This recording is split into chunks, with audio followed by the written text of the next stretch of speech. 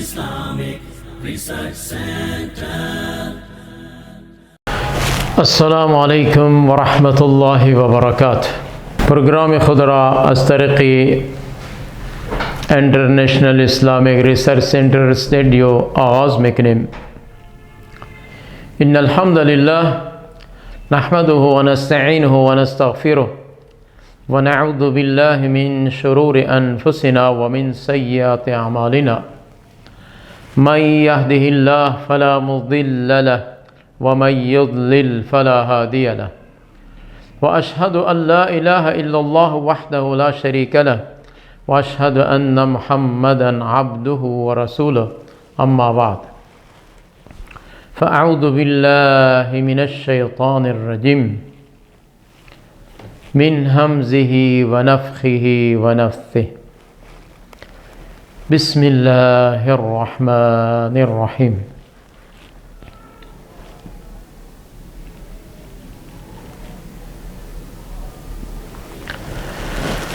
وإذ واعدنا موسى 40 ليلة ثم اتخذتم العجل من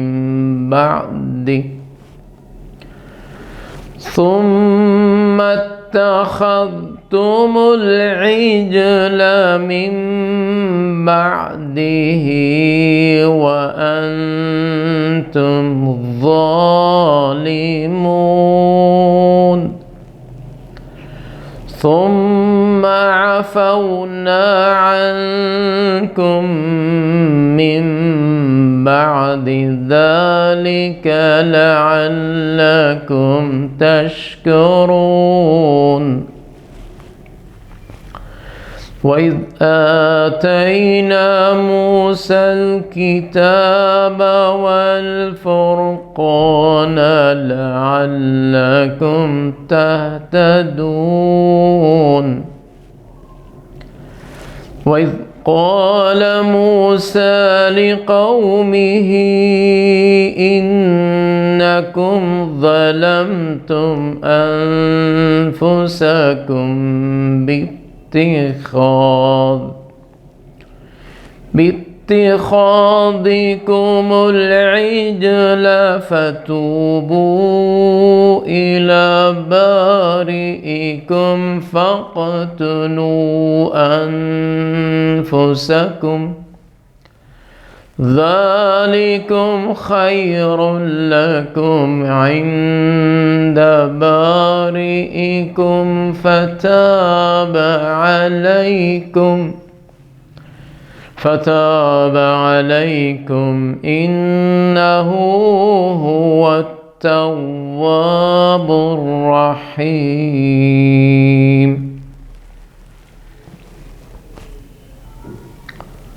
صدق الله العظيم. رب اشرح لي صدري ويسر لي أمري واحلل عقدة من لساني يفقه قولي. رب زدني علما رب زدني علما رب زدني علما.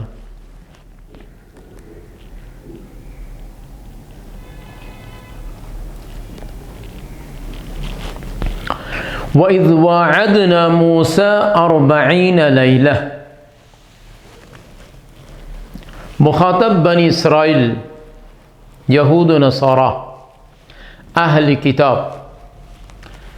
वइज़ वाअदना, याद बकनेत, आन वक्त را की موسی علیه السلام را برای 40 شب خداوند همراه خداوند وعده کرده شده بود. معاهده برای 40 شب شده بود به خاطر گرفتن تورات. یاد کنید آن وقت را که خداوند همراه موسی علیه السلام 40 شب را وعده کرد به خاطر گرفتن تورات. ثم اتخذتم العجل من بعده، بعد از رفتن موسی علیه السلام به کوه طور به خاطر گرفتن تورات، شما گوساله را من حیث معبود جور کرده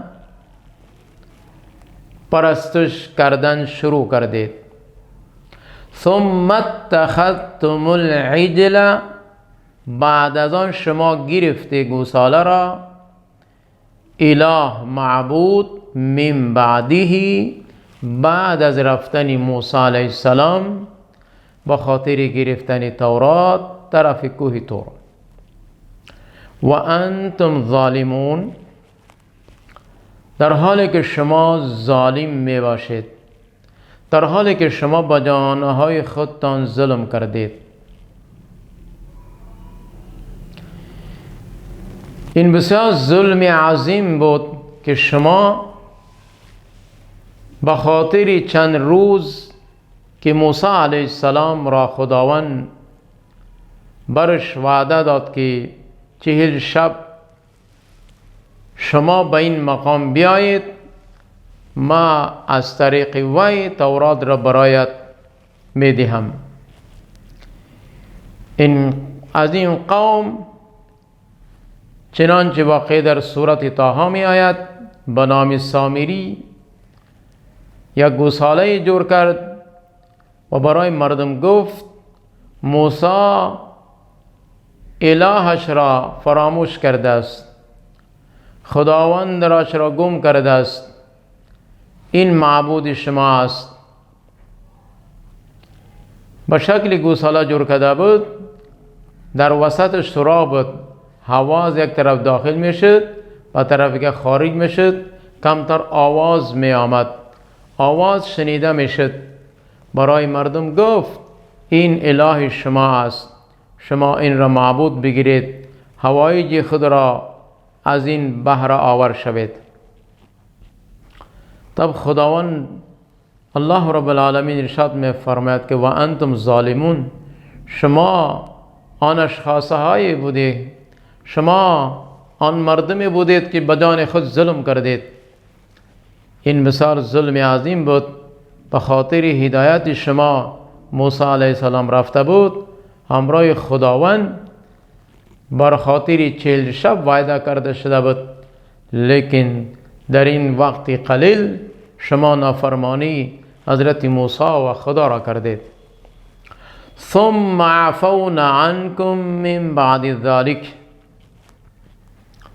بعد از این که حضرت موسی علیه السلام واپس آمد، تورات را گرفته آورد، به خاطر هدایت مردم، به خاطر راهنمایی مردم، بعد از آن ثم عفونا عنکم، خداوند ارشاد می فرماید که من از شما درگذر کردم، من عفو کردم شما را.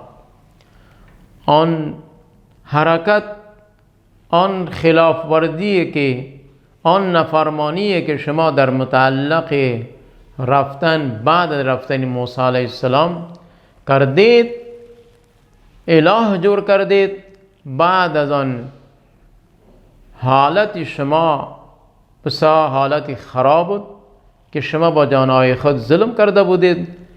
با وجود این ظلم هم من از شما عفو درگذری کردم، شما را بخشیدم.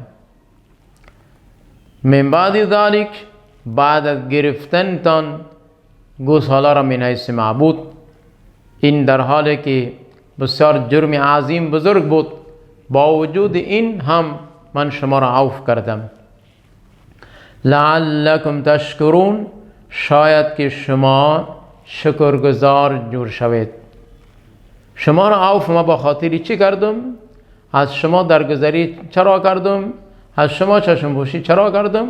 با خاطر این که ما برای شما مهلت دادم، وقت دادم تا که شما شکرگزار بشوید، شکر مرا بکنید، شکر نعمتهای مرا بکنید، شکر احسانهای مرا بکنید. و اذ آتینا موسی الکتاب والفرقان لعلکم تهتدون، دیگر انعام یاد بکنید آن انعام را که ما برای موسی کتاب دادم، برای موسی علیه السلام کتاب دادم. والفرقان این صفت می باشد برای کتاب. فرقان گفته می شود مراد از الکتاب تورات می باشد و مراد از فرقان به معنای درمیان حق و باطل فرق کردن. ما برای موسی کتاب دادم که درمیان حق و باطل فرق کننده می باشد. لعلکم تهتدون، شاید که شما راهیاب شوید، شاید که شما گفته رسول و قوانین اوامر تورات را فهمیده عمل کنید، این برای دنیا و آخرت شما کامیابی می باشد. و اذ قال موسی لقومه یا قوم انکم ظلمتم انفسکم باتخاذکم العجل فتوبوا الی باریکم فاقتلوا انفسکم.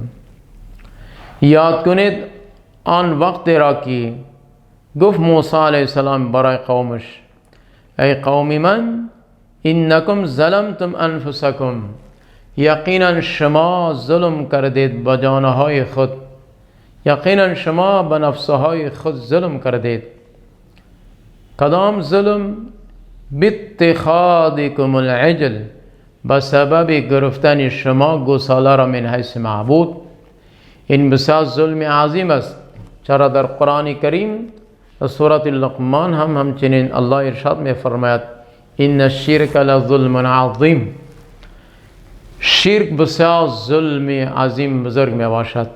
لہذا این گوساله را که من حیث معبود گرفتید غیر از خداوند این معبود نیست، بلکه همراه خداوند شریک ساخته، شریک زمان ساخته شرک می باشد. شرک بسیار ظلم عظیم بزرگ می باشد. فتوبوا الی باریکم، اب خداوند برای شما حکم می دهد، فرمان صادر می کند که فتوبوا الی باریکم، شما توبه کنید، رجوع کنید به طرف خداوند.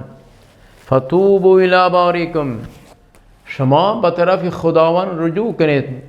چرا این ظلم عظیم که از شما صورت گرفته است، خداوند برای شما یک امر، یک حکم و قانون جاری می کند که به سبب این قانون معافی شما می شود، تلافی از معافی می شود، تلافی از ظلم می شود و سبب بخشش شما جور می شود.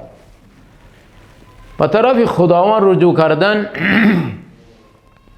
این است که فاقتلوا انفسکم، فاقتلوا انفسکم، بکشید یک دیگر را، بکشید نفسهایتان را، جانب مابین یکی با دیگری را قتل کنید. فاقتلوا انفسکم، با هم یک دیگر را قتل کنید. این حکم است از طرف خداوند. موسی علیه السلام برای قومش گفت این کار را شما اگر میکنید ذالکم خیر لکم عند باریکم، این قتل کردن در میان خود یک دیگر را بهتر است، خیر لکم برای شما، عند باریکم نزد خداوند، نزد پروردگارتان، نزد پروردگار شما. چرا که این حکم را خداوند برای موسی گفت که برای قومت بگو یه با هم یک دیگری را قتل کنن. ظلمی که اینها کردن وصل سبب معافی آن، بخشش آن این است که اینها این کار را بکنن. فتاب علیکم، اگر شما این چنین عمل را انجام دادید به این معنی که یک دیگر را کشتید، فتاب علیکم، خداوند توبه شما را قبول میکند، خداوند بر شما رحمت خود را نازل میکند، معافی شما را قبول میکند. انه هو التواب الرحیم، یقینا الله تواب بخشش کننده است. به این معنی که انسان هر قدر گناهگار بوده باشد، صیغه مبالغه است. التواب، الرحیم. الرحیم مهربان است. هر قدر انسان گناهگار بوده باشد، طرف خداوند رجوع کند و از خداوند معافی بخواهد، و رحیم انتهایی رفقت یا شفقت یا بر بندگانش است که از تصور انسانها خارج می باشد. انسان هر قدر در شفقت و مهربانی خداوند غور و فکر کند، نمیتواند که رحمت و شفقت مهربانی خدا را ما به دست بیاریم. فقط ما مطالبه میکنیم، دعا میکنیم، هر وقتی که انسان معافی بخواه دعا کنه، توبه کنه، رجوع به طرف خداوند بکنه. او مهربان ذات است، شب بده باشد یا روز بده باشد. هیچ وقت برای انسان نگفته است که بنده من در فلان ساعت بیا، بنده ما همراه چند افراد را بیار، بنده ما این قدر چیز را در راه ما خرج کن با توبه کن. نه، خداوند به خاطر توبه بندگانش کدام شرط شرایط نگذاشته است، کدام وقتی مقرر نکرده است.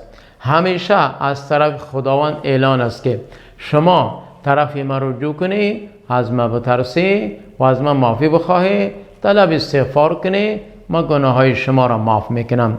نه این که تنها خداوند برای امت محمد رسول الله صلی الله علیه و سلم در سورت فرقان ارشاد فرموده است که بندگان من،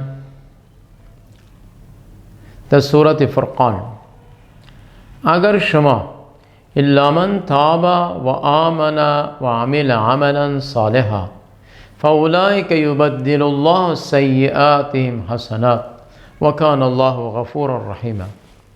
شخصی که توبه تایب شد، بعد از توبه تایب شدنش ایمان میارد، به یقین کامل تصدیق میکنه بر ایمان خودش، اعتماد عقیده خود را اصلاح میکنه، بعد از ایمان آوردنش عمل صالح میکنه.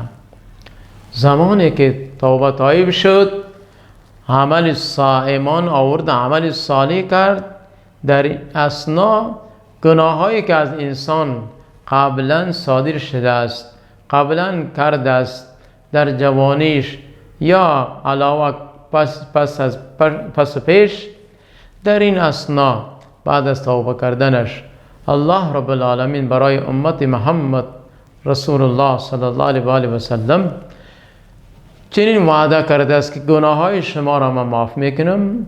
تنها گناهایتون را معاف نمیکنم، بلکه گناهایتون را هم معاف میکنم و در بدل گناههای شما گناهاتون را به نیکی تبدیل میکنم. این بسیار اعزاز، عظمت است، مقام است برای امت محمد صلی الله علیه و سلم. لیکن الله رب العالمین برای موسی گفت که برای قومت این قانون را جاری بساز، وضع کن، بگو اگر اینها عمل کردن، رجوع کردن، خداوند نزد خداوند بهترین عمل است و این پسندیده می باشه. الله چنین حکم کرده است، الله گناه های اینها را، توبه اینها را قبول میکنه، در حالی که خالق کائنات و بخشش کننده، بسیار بخشش کننده، ذات مهربان می باشد. و اذ قلتم یا موسی لن نؤمن لك حتى نرى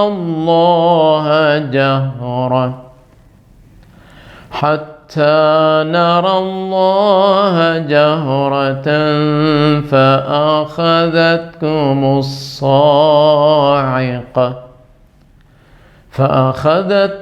الصاعقة وأنتم تنظرون ثم بعثناكم من بعد موتكم لعلكم تشكرون. در این دو آیت مابعدی زمانی که موسی علیه السلام تورات را گرفت آورد، پیش قوم پیش کرد که قوم را آگاه داد. گفت خداوند این کتاب را نازل کرده است به خاطر هدایت و راهنمایی شما. زمانی که شما به این کتاب عمل کردید برایتان هدایت میسر میشه، راهنمایی دنیا و آخرت میشود، سبب رشد هدایت شما میشود. اما قوم اعتراضات شروع کردند که این مشکل کتاب است، ما نمیتوانیم عمل کنیم، ما نمیتوانیم که بخوانیم، ما نمیتوانیم که به این قانون ما عامل بده باشیم. خداوند چی یک کتاب سخت گفته است، خداوند چی یک قانون وضع کرده است، این برای ما مشکل است. البته شرط این یک شرط می باشه که ما گفت خدا را شنیدیم. یک مطالبه ما این است که خدا را با چشم سر خود ببینیم، قول ترا، گفته ترا، حکم قوانین خدا را قبول داریم. در این آیت مبارکه ارشاد می فرماید و اذ قلتم یا موسی، آن وقت را یاد کنید شما گفته ای موسی لن نؤمن لک، هرگز به تو ایمان نمی آریم. قوم برای موسی علیه السلام گفت هرگز به تو ایمان نمی آریم، کتابی تو را قبول نداریم، امری که تو میکنی حکم خدا را قبول نداریم. علت چرا؟ حتی نرى الله جهره، تا وقتی که خدا را برای ما ظاهرا نشان ندهی ما گفته تو را کتاب را قبول نداریم. حتی نرى الله جهرة، حتی این که خدا را ما با چشم سر ببینیم گفته تو را و تورات کتاب را قبول داریم. فاخذتكم الصاعقه، زمانی که این قوم این کلمه را استعمال کردن گفتن خداوند یک آواز سخت به شکلی که تندر، برق، آتشک میزند، همراهی همو موسم وقتی خراب بده باشد، باران بده باشد، بادلها تاریک بده باشند، بادلهای ابرهای سیاه دیده شوند، در او اسناد بادمه تیز می باشد و بجلی آتشک هم خیلی زده را روان است و در ضمن آتشک بعضی تندرها آوازهای هیبتناک صادر می شود، صورت می گیرد. در این اسنایی که اینها این کلمه را ذکر کردن که ما خدا را به چشم سر ببینیم، خداوند اینها را به یک آواز سخت گرفت، به این معنا که یک آواز سخت آمد، تمام اینها مردن، موت برایشان وارد شد. و انتم تنظرون، اینها می دیدن که یکی با دیگری مرده روانستند، یکی با در پیش روی خودشان دیده که فلانی مرد، فلانی مرد، فلانی مرد. این واقعه در نزد خودشان صورت گرفت. واقعه این بود که زمانی که موسی علیه السلام تورات را گرفت آورد، برایشان گفت که برای راهنمایی شماست، این تورات را بخوانید و به این عمل کنید. قوم گفتند که ما نمیپذیریم، ما نمیتونیم که به این عمل کنیم، مشکل است تا زمانی که ما نشنویم قول خدا را، سخن خدا را که خداوند چطور گپ میزنه. موسی علیه السلام از جمله قوم برگزیده های افرادهای قوم را یک طرف کرد، تقریبا 70 نفر را گرفت، طرفی تور رفت، کوه تور. در آنجا خداوند برای موسی علیه السلام وحی فرستاد، اینها شنیدن، کلمه استعمال کرده سمعنا، هم مایان شنیدیم. خداوند برای موسی زمان وحی کرد، سخن خداوند را، کلام خداوند را اینا شنیدن. اینها در اون اثنا گفتن سمعنا، ما شنیدیم. لیکن شنیدن بعد از آن گفتن و عصینا. دوباره اینها این لفظ استعمال کردن که ما کلام خدا را، سخن خدا را، گفتگوی خدا را شنیدیم، اما یک شرط ما این است که خدا را به چشمهایمان مشاهده کنیم، ببینیم، تب گفته تو را قبول داریم، تورات قبول داریم. الله رب العالمین به این الفاظی که اینها استعمال کردن به یک آواز سخت هیبتناک اینها را بالایش موت صادر کرد. با همون یک آواز اینها را زمانی که به گوشه های اینها رسید تمامشان مردند. و انتم تنظرون، شما می دیدید یکی با دیگری در نزد شما مرده شده را روان بود. موت یک دیگر را در نزد خدا مشاهده کرده و می دیدید. ثم بعثناکم من بعد موتکم، زمانی که شما را خداوند میراند، موت داد، فوت کرد، کشتان، بعد از این بعثناکم، بعد مردنتان الله شما را دوباره زنده گردانید. ثم بعثناکم من بعد موتکم، بعد از مردنتان الله رب العالمین شما را دوباره زنده گردانید. لعلکم تشکرون، شاید که شما بنده شاکر شکرگزار بشوید، شاید که شما شکرگزاری خداوند را بکنید. الله رب العالمین دو دفعه این الفاظ استعمال کرد، لعلکم تشکرون ثم عفونا عنکم من بعد ذلک. لعلکم تشکرون اینجا هم دوباره ارشاد فرمود ثم بعثناکم من بعد موتکم لعلکم تشکرون. این مهلت وقت برای شما داد با خاطر این که شما شکر خدا را بکنید، شما شکرگزار بشوید، شما نعمتها و احسانهای خداوند را یاد کرده ناشکری نکنید، ناکفری نکنید، نافرمانی نکنید، عیاشی، بدماشی، فحاشی، این گفته های شیطان را دنبال نشوید. چیزی را که موسی پیغمبر شما است، پیش روی شما است، بر شما وعظ نصیحت میکنه، قول آن را، گفتار آن را بگیرید، برای شما منفعت دارد، برای دنیا و آخرت شما. شما با چشمه های سرتان مشاهده کردید، مردید و دوباره خداوند شما را زنده گردانید. اگر شما عقل خود را در کار ببندید، باید که تا به وقتی که زنده می باشه شکرگزار، بنده شکرگزار جور شوید. این تمام حالاتی که برای بنی اسرائیل الله رب العالمین با موسی علیه السلام وحی میکنه و برای موسی علیه السلام برای قومش میگوید، این برای امت محمدی تا با آمدن قیامت این واقعات، این حالات پیش رو می باشند.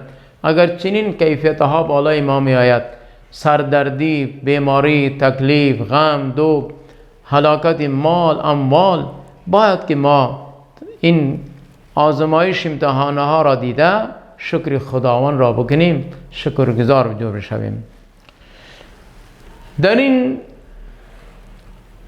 دیدار خداوند بعض اقوال است که معتزله و روافض دو جماعت میگویند که دیدن خداوند در دنیا و آخرت ممکن نیست، ناممکن است.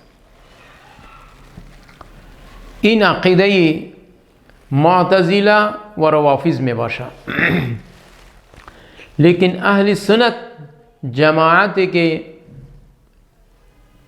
از جمله مسلمان ها ایمان عقیدهشان به قرآن کریم، احادیث رسول اکرم صلی الله علیه و آله و سلم معتقد می باشند، اینها میگویند که دیدار خداوند در هر دو مشکل نیست، لیکن الله رب العالمین دیدارش را در دنیا برای هیچ کس ظاهر نکرده است. در آخرت خداوند وعده کرده است که برای مردم جنتی دیدار خود را، نور خود را کشف میکند و پیش روی مردم جنتی دیدار خداوند ظاهر می شود، مردم جنتی با چشمهای سرشان می بینند. زمانی که قضاوت، عدل، انصاف برقرار شد، جنتی به جنت می رود، جهنمی به جهنم. خداوند برای جنتی، مردم جنتی می گوید که آیا شما چی تقاضا داره، چی کمیست، چی خواهش داره؟ مردم جنتی می گویند که ما هیچ چیز آرزو و آرمان و خواهش نداریم، فقط دیدار خودت را، دیدار رب العالمین را. الله رب العالمین پرده کشف، پرده را دور میکند. دیدار خداوند، چهره خداوند در نزد مردم جنتی ظاهر هویدا می باشد. مردم جنتی دیدار خداوند میکنند. آخرین انعام و آن مقامی که برای مردم جنتی است، در دنیا همیشه این مردم جنتی عمل که میکنن به خاطر دیدار خداوند، نیت به خاطر رضای خداوند، رضای خداوند دیدار خداوند میباشد. زمانی که دیدار خداوند شد، مردم جنتی در جنت همیشه سرشاد میباشند. کدام تکلیف، رنج، غم، پریشانی، هیچی آن پریشانی هایی که در دنیا بود در جنت وجود ندارد. هر آن چیزی که طلب داشته باشد پیش روشان حاضر می شود. لہذا دیدار الله رب العالمین در روز قیامت بعد از حساب و کتاب مردم جنتی را دیدن نصیب می شود. و عقیده مردم معتزله و روافض این غلط است. اقول قول هذا استغفر الله لي ولكم ولسائر المسلمين.